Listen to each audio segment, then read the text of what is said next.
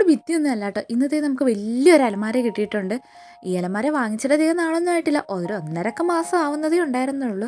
എന്നാലും ഇത് വാങ്ങിച്ചപ്പോൾ മുതൽ ഇതിൽ എന്തെങ്കിലുമൊക്കെ ചെയ്യണം എന്നുള്ളത് എൻ്റെ മനസ്സിലുണ്ടായിരുന്നു. പക്ഷേ ഇത് വേണ്ടാന്നുള്ളത് എനിക്ക് ചെയ്തു തുടങ്ങിയപ്പോൾ മനസ്സിലായി. കാരണം പുതിയ അലമാര ആയതുകൊണ്ടും ഇപ്പോഴത്തെ അലമാരയ്ക്കൊക്കെ ഭയങ്കര ഒരു മിനുസമായിട്ടുള്ള കോട്ടിംഗ് ഉള്ളതുകൊണ്ടും ഇതിനകത്ത് വരയ്ക്കാൻ ഭയങ്കര പാടായിരുന്നു. എങ്ങാനും തെറ്റിപ്പോയി കഴിഞ്ഞ് പിന്നെ അതിനേക്കാളും വലിയ കഷ്ടപ്പാടാണ്. ഇതൊക്കെ ഒന്ന് മായ്ച്ചെടുക്കുമ്പോഴത്തേനും ഭയങ്കര ഡാർക്കായിട്ടുള്ളൊരു ബ്ലാക്ക് ഷെയ്ഡ് ഇങ്ങനെ വരുന്നുണ്ട്.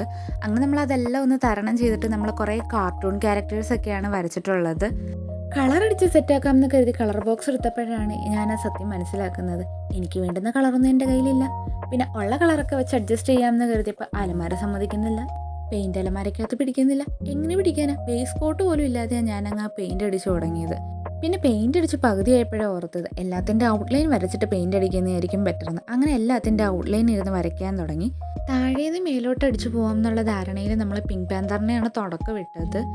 എനിക്ക് ഈ പെയിൻ്റ് അടിക്കുവാണെങ്കിലും വരയ്ക്കുവാണെങ്കിലും ശരി, അതിനോട് ചേർന്ന് നിന്ന് വരച്ചാൽ ഒരു സാറ്റിസ്ഫാക്ഷൻ കിട്ടും.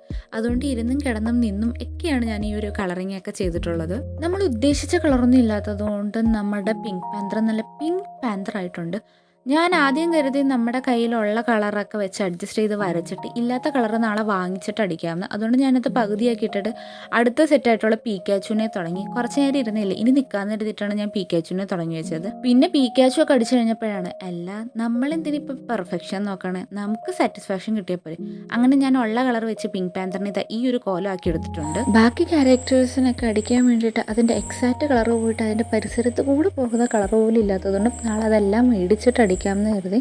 അപ്പോൾ പാർട്ടായിട്ടായിരിക്കും ഈ ഒരു വീഡിയോ ഇടുന്നത്. പിന്നെ നിങ്ങൾക്ക് ഇഷ്ടപ്പെട്ട ക്യാരക്ടർ ഏതാണെന്ന് കമൻറ്റ് ചെയ്യാൻ മറക്കല്ലേ. അടുത്ത ക്യാരക്ടേഴ്സുമായിട്ട് അടുത്ത വീഡിയോയിൽ കാണുന്നവരേക്കും ബൈ.